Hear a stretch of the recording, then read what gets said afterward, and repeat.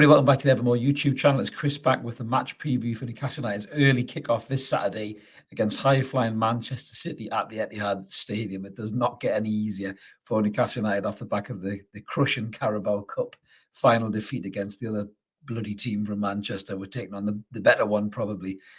So, yes, it's going to be a tough game for the lads. We're going to have a little look at how we think the game's going to go, how we're going to line up. Look at the head-to-heads as well, and just give you a little bit of a take as to how we think the game will pan out. So we'll get stuck right into this. Just before we do, a little reminder, if you haven't already, please consider subscribing. We'd love you to come and join us. We're on about 2,532, I think it is, subscribers at the minute. So we're climbing up. We'd love to get to 3,000 if you can. All free content, Evermore. Don't charge you a penny for this. 2 live shows, Mondays and Wednesdays, and pop-up videos just like the match preview you're going to watch now. So come and join us. You won't regret it, for some free Newcastle United banter. So, as I said, we've had Liverpool, who weren't great and beat us comfortably, really. I say comfortably, beat us by 2 shitty balls over the top. we've lost to Manchester United in the cup final, and now we've got Manchester City. So it's not 3 easy games back to back for the lads. To be honest with you, the squad looks fatigued. The squad looks tired.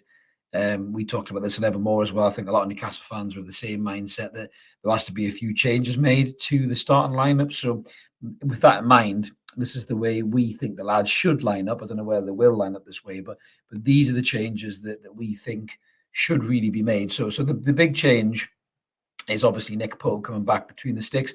That's no slight on Loris Karius. I think he did a really good job in the cup final. He was getting a lot of stick in the media. They were desperate for him to fail. I thought he carried himself really well. He made some good saves, kept us in the game. Really could have been 3 or 4-0. I think it wasn't for Karius.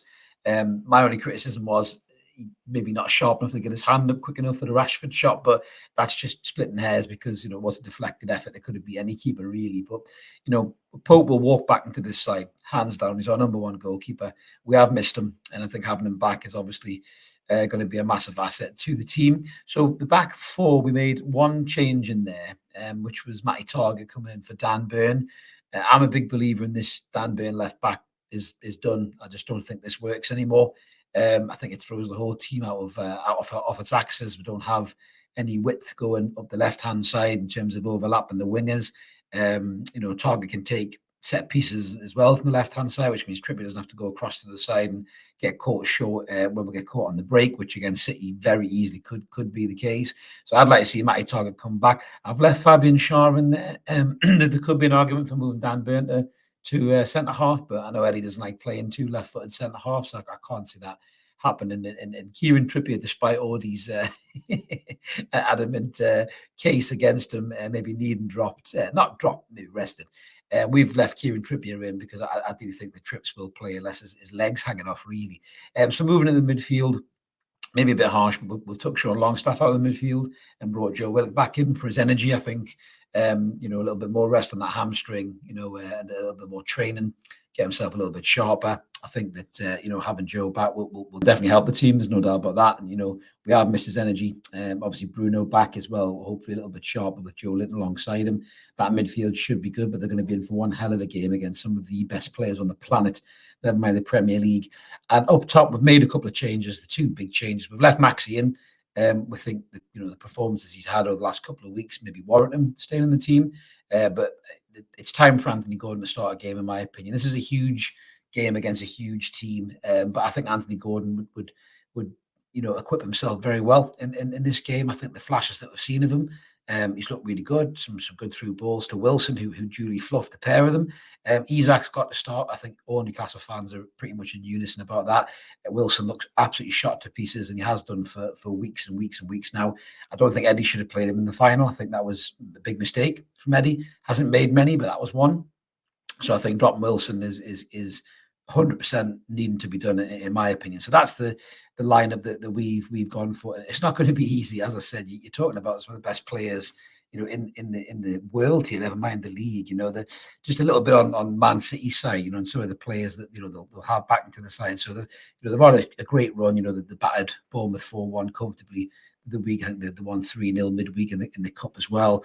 They're missing a few players. John Stone's out. Laporte's out. Edison will be back, and he's seeking his 100th clean sheet, so he'll be looking to do that against us. So hopefully the lads can ruin that for him. Rodri will be back. Gunnar going to be back, either Silva or Gundogan. Alvarez came in for the cup game, but he'll come out, and the Nordic meat shield, as PK calls him, Erling Haaland, will come back in. I still can't get my head around how people think this lad is not doing a good job for Manchester City. He's got 28 goals this season in the Premier League. It's unbelievable. More than Sergio Aguero ever had in the Premier League season. Just let that sink in. I mean, Jesus Christ. Our lads are going to have to be on form to stop this lad getting space, because he's an absolute goal machine. And you know, having either Grealish, Foden, or Mahrez out wide just frightens the life out of me, especially if Dan Burn was to play at left back, and I hope he doesn't, because I think he could get turned inside and out. So yeah, in terms of their possible lineup, you know, you see Kyle Walker be coming back in.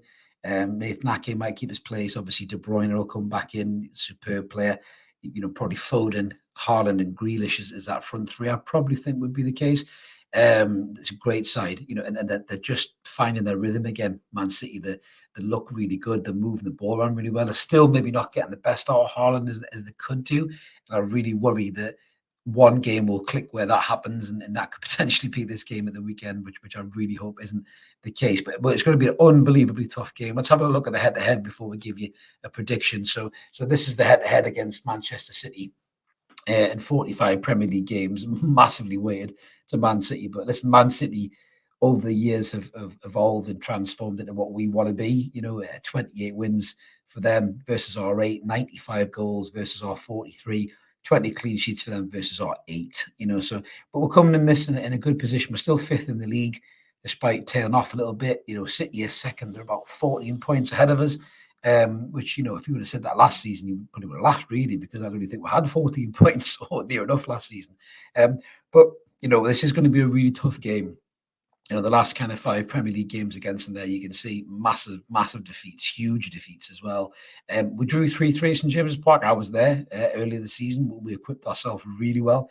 Maxi had arguably his best game in a black and white shirt. Wilson looked sharp in that game. Those days are long gone, unfortunately, for Callum. Botman handled Haaland really well. I think he just switched off maybe for 1 or 2 seconds and let Haaland in for a goal. But listen, this is going to be a really tough game. I want to see a good performance from the lads. I want to see freshness in those new players coming in Anthony Gordon and Isak starting the game, Matty Target hopefully starting at left back, Willock back in that midfield. But even if we put in a good shift, I just think the City are going to be too strong for us. I hate to be negative, but I can see this being 2-1 or 3-1 Manchester City. I'm going to say 2-1, give the lads a bit of a break. 2-1 Manchester City. You know, but if we put in a good performance and the lads that come in can add some extra energy to the squad, we'll be in good shape for Wolves the following week as well. But let us know what you guys think in the comments below, whether you think we've got a chance in this game or not, you know, what you think the score might be as well. But yeah, I think it's going to be a tough day in Manchester for us. If we can get away with a draw, it's an unbelievable result. We're capable on our day. You know, we are a very well-drilled, well-organised unit, but we're on a bit of a downturn in form. We've been kicked in the dick a bit after the final, so it's going to be a bit of a struggle, I think, for the lads to get something that they Etihad. Hopefully they can do. Teams have done it this season, you know, like a Forest drawn with City and stuff like that. So it's not beyond the realms of possibility. But my heart, well, my head says 2 or 3-1 Manchester City. But as I said, we always love to hear what you guys say. So smash a comment and let us know. And if you can, like this video as well. It really helps get it around YouTube and helps the channel grow. And if you haven't, as I said at the start, consider whacking a subscribe on there. We'd love you to come and join us. Loads of room for you and ever more. Just all Newcastle United content, free of charge for you to hoover up about this brilliant club that we call United. So this is Chris signing off. Let's hope we get a good result at the weekend and a good performance as well, because we need to get some momentum back in our stride. And we'll all be watching on Saturday. So aware the lads. We'll catch you later. Cheers.